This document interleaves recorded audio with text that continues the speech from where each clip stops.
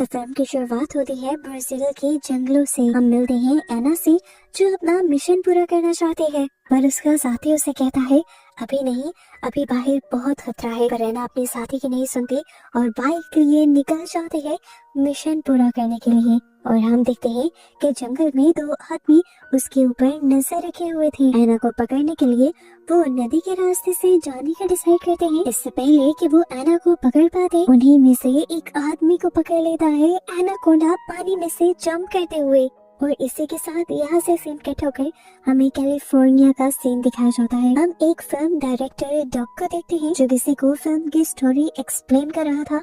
जिस फिल्म में एक कपल एक मॉन्स्टर क्रिएचर से लड़ेंगे और लड़की बेदर्दी से उस क्रिएचर को मारकर जीत जाएगी, लेकिन उसके सामने बैठे हुए लोगों को उसका ये आइडिया पसंद नहीं आता, क्योंकि पता चलता है कि डक एक वेडिंग फोटोग्राफर है और वो कपल चाहता है कि डक उनकी अच्छी सी प्यारी सी वीडियो बनाए। पर डक, जिसे शौक था एक्शन और क्रिएचर्स वाली मूवी शूट करने का, उसका ख्वाब वही का वही रह जाता है। खैर, इसके बाद हम मिलते हैं रोनाल्ड से। रोनाल्ड हॉलीवुड में एक स्ट्रगलिंग एक्टर है और आज भी उसे डॉक्टर का एक छोटा सा रोल मिला था, जिसे वो कई टेक्स के बाद भी अच्छे से परफॉर्म नहीं कर पाता, तो उसे काम से निकाल दिया जाता है। स्टूडियो से बाहर जाते हुए रोनाल्ड एनाकोंडा मूवी का एक पोस्टर देखता है, जो कि अब री रिलीज होने वाली थी 1997 के बाद। इसके बाद मूवी में 2 दिन गुजर जाते हैं और हम डक के घर डक की सरप्राइज बर्थडे पार्टी देखते हैं। इस पार्टी में डक के सभी बचपन के दोस्त भी आए थे और इसी पार्टी में हम रोनाल्ड को भी देखते हैं और पता चलता है कि वो भी डक का बचपन का दोस्त है। बचपन में इन 4 दोस्तों का ग्रुप हुआ करता था। उन चारों में से डक और रोनाल्ड तो अपनी लाइफ में स्ट्रगल कर रहे थे, पर उनके बाकी दोनों दोस्त कैनी और क्लैरी दोनों ही अपनी लाइफ में सक्सेसफुल थे। लेकिन इस टाइम मिलने पर ऐसा ही लगता है कि जैसे ये चारों पहले जैसे दोस्त हो। रोनाल्ड ने प्लान किया था कि डक की बर्थडे पर ये लोग डक की ही डायरेक्ट की हुई फिल्म देखेंगे, जो हाई स्कूल टाइम पर इन चारों ने मिलकर बनाई थी। रोनाल्ड जिसमें हीरो बना था और उसने उस खतरनाक क्रिएचर से लड़ना था। इस मूवी में क्रिएचर बना था कैनी। वो क्रिएचर इन तीनों दोस्तों पर अटैक करने वाला था, पर रोनाल्ड यहाँ पर कहता है कि मेरे दोस्तों को कोई नुकसान नहीं पहुँचा सकता, और एक बंदूक उठाकर वो क्रिएचर को शूट कर देता है और अपने दोस्तों को बचा लेता है। और इस तरह उनकी उस मूवी की हैप्पी एंडिंग होती है। सभी लोग उस मूवी को देखकर बहुत ज्यादा खुश थे और रोनाल्ड चाहता था कि ये लोग दोबारा ऐसा ही एक्सपीरियंस करें, ऐसे ही एक मूवी बनाए। और उसके पास डक के लिए एक बहुत बड़ा सरप्राइज ये भी था कि उसने एनाकोंडा नॉवल की सीरीज के एक नॉवल के कॉपीराइट्स ले लिए थे। पहले भी बहुत सारे एनाकोंडा नॉवेल्स पे मूवीज बन चुकी थी और ये लोग एनाकोंडा फ्रेंचाइजी के बहुत बड़े फैन भी थे। और रोनाल्ड अब चाहता था कि ये चारों मिलकर दोबारा से एक लो बजट एनाकोंडा मूवी बनाए। आइडिया तो बहुत अच्छा था, सबको ये पसंद आता है, पर मसला ये था कि अब कॉपीराइट्स लेने के बाद रोनाल्ड के पास फिल्म बनाने के पैसे नहीं रहे थे और वो अपने दोस्तों से कहता है कि हम चारों मिलकर लोन लेते हैं और फिर ये मूवी बनाते हैं। डक, जिसे कमा कर अपनी फैमिली को सपोर्ट करना था, उसे लगता है कि अगर वो लोन ले लेगा तो उसकी फैमिली मुश्किल में आ जाएगी, इसीलिए वो इस आइडिया से बाहर निकल जाता है और रोनाल्ड उसे कुछ नहीं कहता। जब वो घर आता है तो देखता है कि उसका बेटा उसी की बनाई मूवी देख रहा था। डक का बेटा उससे कहता है, डैड, इतने जबरदस्त डायरेक्टर हैं आप, एक न्यू मूवी क्यों नहीं बनाते? यहाँ पर उसकी वाइफ भी उसे एनकरेज करती है उसके पैशन को फॉलो करने के लिए, और वो अपनी वाइफ से रोनाल्ड का आइडिया डिस्कस करता है। और फिर एक आध दिन अपने बोरिंग काम करने के बाद वो फैसला कर ही लेता है कि वो रोनाल्ड के साथ उसके आइडिया पर काम करेगा, और इस तरह उसके भी मानने पर ये लोग मूवी बनाने की तैयारी शुरू कर देते हैं। बैंक से लोन अप्लाई करते हैं और प्लान करते हैं कि ये ब्राजील के जंगलों में जाएंगे उस पूरी मूवी को शूट करने के लिए। अब इस मूवी को शूट करने के लिए इन्हें एक स्नेक की भी जरूरत थी, जो दिखने में एनाकोंडा जैसा हो या एनाकोंडा ही हो। कैनी यहाँ पर अपने लिंक्स का इस्तेमाल करता है और एक आदमी को बुलाता है जो स्नेक्स पालता था। वो सचमुच एनाकोंडा जैसा एक भयानक स्नेक ले आता है, जिसे देखकर रोनाल्ड की तो जान ही निकल जाती है, क्योंकि रोनाल्ड ने एज अ हीरो इस स्नेक के साथ लड़ना था। वो डरता है तो स्नेक मैन बताता है कि ये सांप जहरीला नहीं है, क्योंकि ये एनाकोंडा है ही नहीं, असल एनाकोंडा तो जंगलों के अंदर है। ऐसे रोनाल्ड भी अब इस सांप के साथ शूटिंग करने के लिए तैयार हो जाता है। सीन कट होकर दोबारा से हमें एना को दिखाया जाता है, उसी लड़की को दिखाया जाता है जो मूवी के स्टार्ट में दिखाई गई थी। वो अभी भी उन्हीं आदमियों से छुपकर बच रही थी जो उसके पीछे पड़े हुए थे। वो इस टाइम एक बार में भी आ जाती है और नोटिस करती है कि वो आदमी उसके पीछे बाद में भी आ गया है। यहाँ पर वो एक यॉट की चाबियां चुराते हैं और यहाँ से निकल पड़ते हैं। ये यॉट असल में अरेंज की थी रोनाल्ड के ग्रुप ने, ताकि वो ब्राजील के जंगलों के अंदर जाकर फिल्म को शूट कर सके। एना उन लोगों से झूठ बोल देती है कि मैं ही आप लोगों की ड्राइवर हूँ, और इस तरह वो अपने पीछे वाले आदमी से बचकर इन लोगों के साथ यहाँ से दूर निकल जाते हैं। ये लोग स्नेक को भी अपनी इसी यॉट के अंदर शिफ्ट कर देते हैं, लेकिन गलती ये होती है कि स्नेक को रखते हुए उसका बॉक्स टूट जाता है। अब ये लोग उस जगह पर पहुंच जाते हैं जहां उन्हें शूटिंग करनी थी। रोनाल्ड और क्लैरी के काफी सारे सीन शूट किए जाते हैं और इन लोगों को इस काम में बहुत ही ज्यादा मजा आता है। इसी तरह रात हो जाती है और रोनाल्ड जब सो रहा होता है तो अचानक उसे किसी के रेंगने की आवाज आती है, और जैसे ही वो मुड़कर बेड की साइड पर देखता है तो यहाँ पर बहुत बड़ा एनाकोंडा था। वो जोर से चिल्ला देता है और सभी यहाँ इकट्ठे हो जाते हैं। पता चलता है ये रियल एनाकोंडा नहीं था, वही स्नेक था जो अपने पिंजरे से बाहर निकल आया था। जिस आदमी का स्नेक था, अब ये लोग उस आदमी को डांटने लग जाते हैं और वो भी रोनाल्ड और पूरे ग्रुप से माफी मांगता है, क्योंकि गलती उसी की थी। उसी को बाद में दोबारा स्नेक का केज चेक करना चाहिए था। वो उन लोगों से कहता है कि आइंदा ये स्नेक आपको कभी तंग नहीं करेगा, इसकी जिम्मेदारी मैं लेता हूँ। फिर सुबह हो जाती है और दिखाया जाता है कि रोनाल्ड को आज उसी स्नेक के साथ शूट करना था, लेकिन रोनाल्ड बहुत ही ज्यादा डरा हुआ था।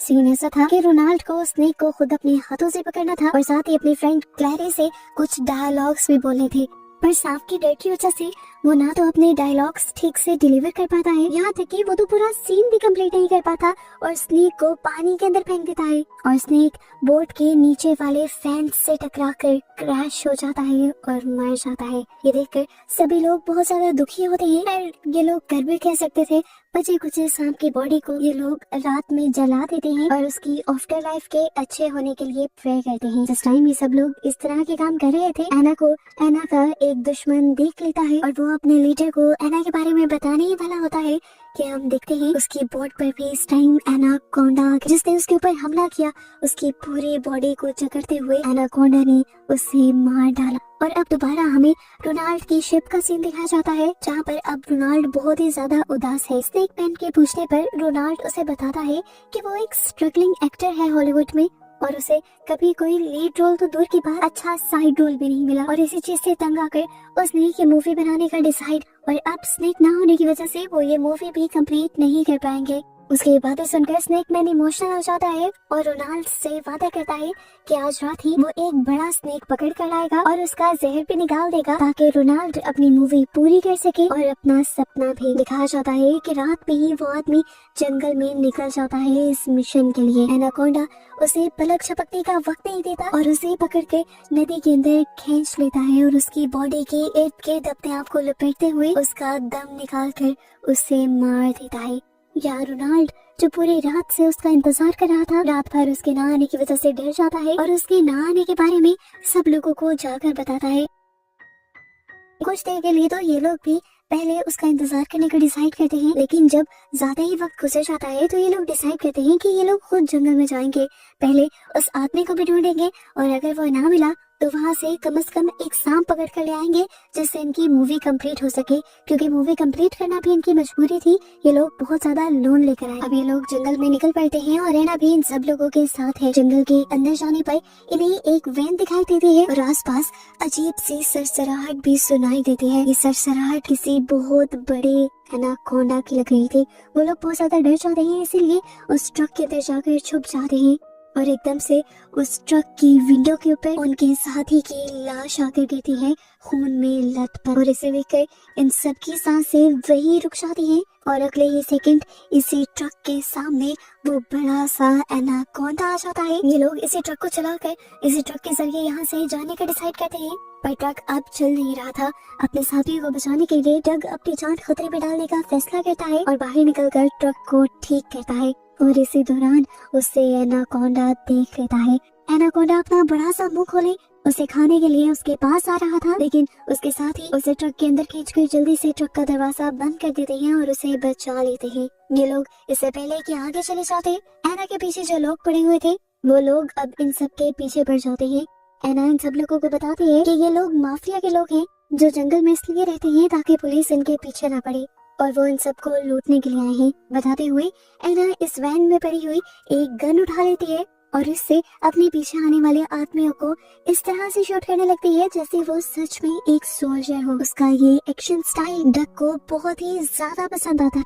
जैसे तैसे करके ये लोग अपने शिप के अंदर वापस पहुंच जाते हैं और हम देखते हैं कि वो लीडर जो एना के पीछे था वो भी इनके पीछे आ जाता है और इन चारों दोस्तों के ऊपर गन पॉइंट कर देता है।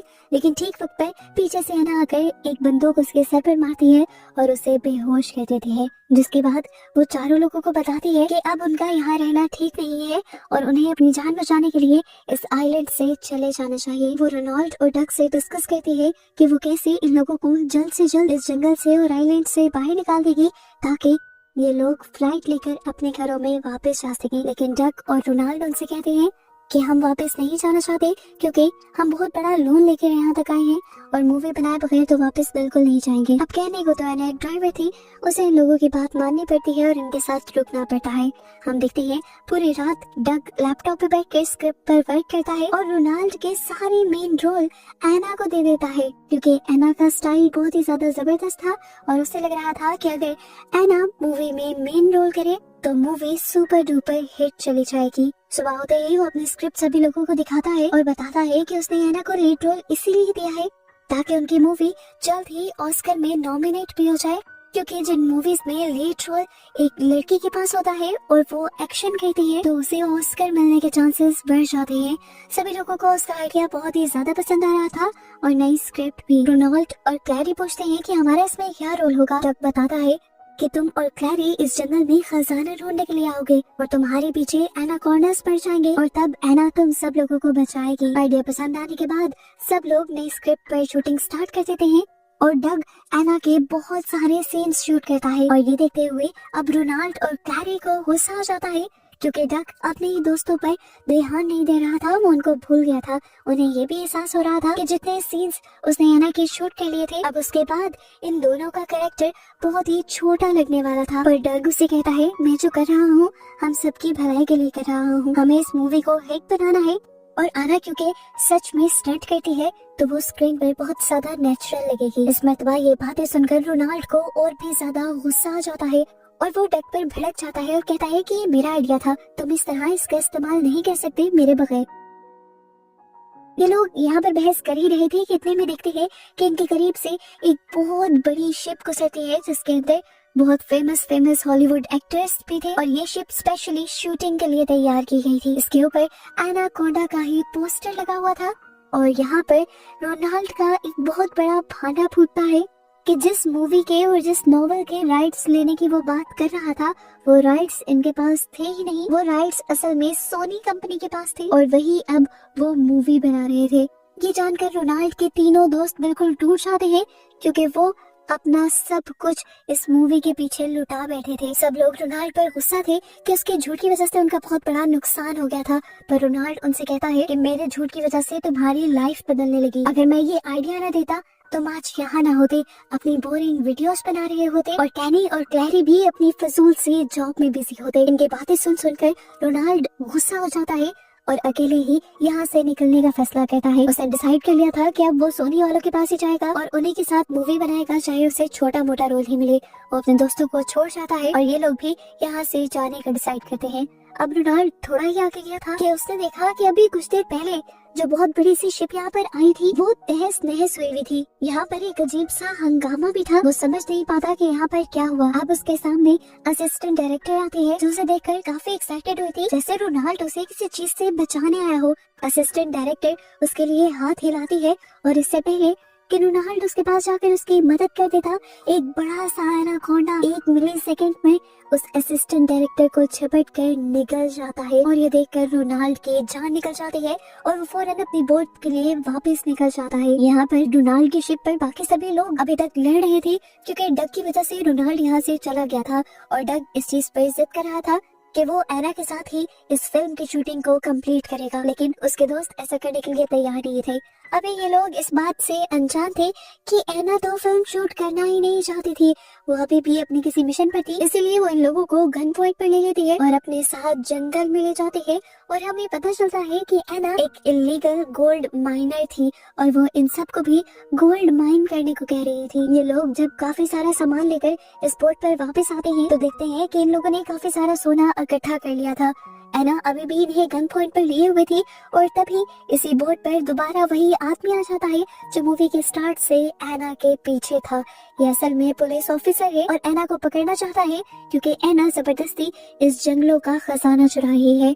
इससे पहले कि वो एना के ऊपर गोली चलाता, जंगलों के अंदर छुपा हुआ रोनाल्ड, जिसे यहाँ का कुछ भी नहीं पता, वही उस ऑफिसर के ऊपर गोली चला देता है, जिसकी वजह से ऑफिसर जख्मी होकर नीचे गिर जाता है और मौके का फायदा उठाकर एना गोली मारकर उसे जान से ही मार देती है। इसके बाद वो दोबारा सब लोगों को गन पॉइंट पे ले लेती है और जबरदस्ती उनसे काम करवाने की डिमांड करती है। और इसी टाइम पर दोबारा पहले की तरह पानी के अंदर से एनाकोंडा जंप करते हुए बाहर निकलता है और पूरा का पूरा एना को अपने मुंह में निगलते हुए यहाँ से ले जाता है। और यहाँ पर एना का भी किस्सा खत्म हो जाता है। इन तीनों के सामने ये पहली मर्तबा हुआ था। ये नजारा देखकर इनकी जान निकल गई थी। ये लोग भागने के लिए जंगल की तरफ जाते हैं तो वहाँ इन्हें रोनाल्ड भी मर जाता है। अब पैनिक हुए ये लोग जंगल में भागते भागते जंगल में खो जाते हैं। बाहर जाने का इन्हें रास्ता नजर नहीं आता और जब ये लोग पैनिक होकर शोर मचाने लगते हैं तो दोबारा एनाकोंडा यहाँ पर आ जाता है और ऊपर की तरफ से डक के ऊपर हमला करके डक की आधी बॉडी को मुंह में डालते हुए यहाँ से ले जाता है। बस ये देखना था कि ये तीनों दोस्त टूट गए, उनका दोस्त मर गया था। वो बहुत ज्यादा दुखी थे, शौक में वो यहीं पर खड़े हुए थे। अगले ही सेकंड एनाकोंडा इनके दोस्त की बॉडी को इधर ही फेंक देता है। ये लोग देखते हैं कि खून में लथपथ उनका दोस्त मर चुका है और यहाँ पर बैठ कर ये तीनों अपनी जान की परवाह किए बगैर अपने दोस्त की मौत पर रोने लग जाते हैं।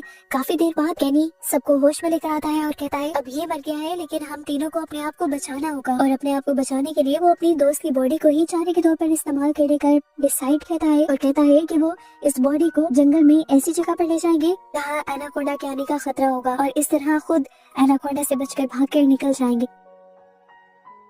इन्होंने अब डॉग की बॉडी को किसी स्केयरक्रो की तरह फील्ड्स के बिल्कुल दरमियान में लटका दिया और उसके ऊपर एक पिग को भी रख दिया क्योंकि उन्हें लग रहा था कि ये पिग भी मरा हुआ है और मुंह के अंदर इन्होंने उसके एक एनाकोंडा के लिए एक परफेक्ट चारा बन चुका था। और इसके बाद ये लोग भाग रहे थे। भागते हुए इन्हें कुछ अजीब सा महसूस होता है, पीछे से किसी की चीखने की आवाज सुनाई देती है।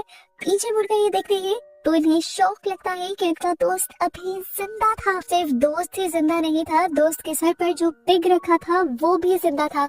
इससे भी बुरी बात कि एनाकोंडा भी यहाँ पर आ चुका था इन्हें खाने के लिए। डर से इनका बुरा हाल हो जाता है।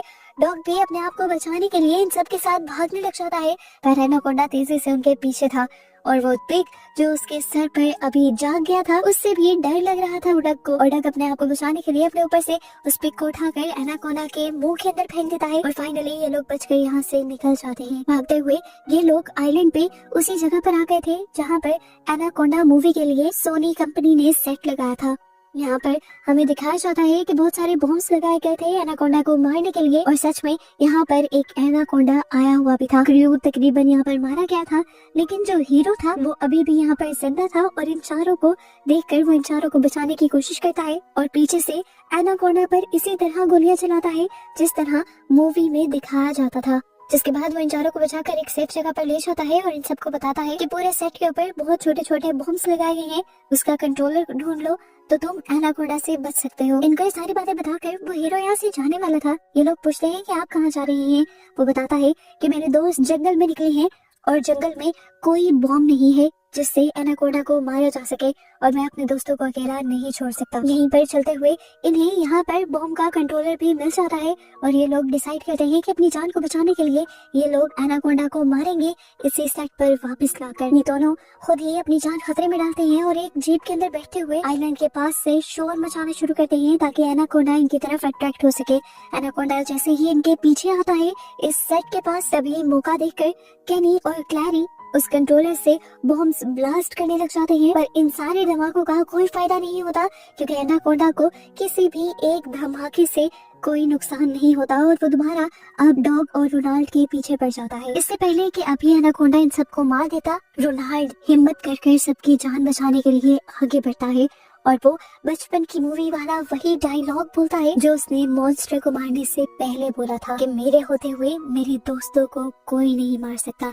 ये कहकर वो अपनी पिस्टल निकालता है और एनाकोंडा के पास चला देता है। उसने गोली एक गैस सिलेंडर पर चलाई थी जिसकी वजह से वहाँ पर एक बुरा ब्लास्ट होता है और इस ब्लास्ट की वजह से एनाकोंडा की बॉडी ही फट जाती है और वो मारा जाता है। फाइनली इन सब लोगों की जान बच जाती है। इसके बाद हम फाइनली इन चारों को एक साथ यहाँ से बाहर निकलता हुआ देखते हैं। मूवी के पोस्ट क्रेडिट सीन में हमें पता चलता है कि वो सब चीजें इन लोगों ने एक मूवी की तरह शूट भी की थी और फाइनली डक ने अपनी मूवी को सिनेमास में ऑन एयर भी किया था और इस मूवी से इन लोगों ने बहुत सारा पैसा भी कमाया था और इस मूवी को अवार्ड भी मिला था। इस मूवी को बनाने के बाद इन सब लोगों की जिंदगी बदल गई थी। इनके पास कुछ पैसे आ गए थे।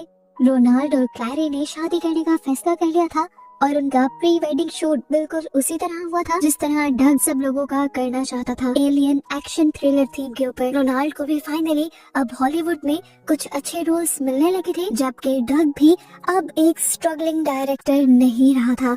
उसे सोनी की एक बहुत बड़ी डायरेक्टर आकर मिलती है जो पहले तो उसे कहती है कि तुमने एनाकोंडा मूवी बिना राइट्स के बनाई है, जिससे डग डर जाता है। लेकिन जब डायरेक्टर उसे बताते हैं कि मुझे ये मूवी बहुत ज्यादा पसंद आई है और मैं चाहती हूँ कि रियल एनाकोंडा मूवी अब तुम ही डायरेक्ट करो, तो ये सुनकर डॉग बहुत ही ज्यादा खुश हो जाता है। उसे खुशी संभाली नहीं जाती और वो यहीं पर बेहोश हो जाता है और उसी को इस तरह दिखाते हुए ये मूवी यहाँ खत्म हो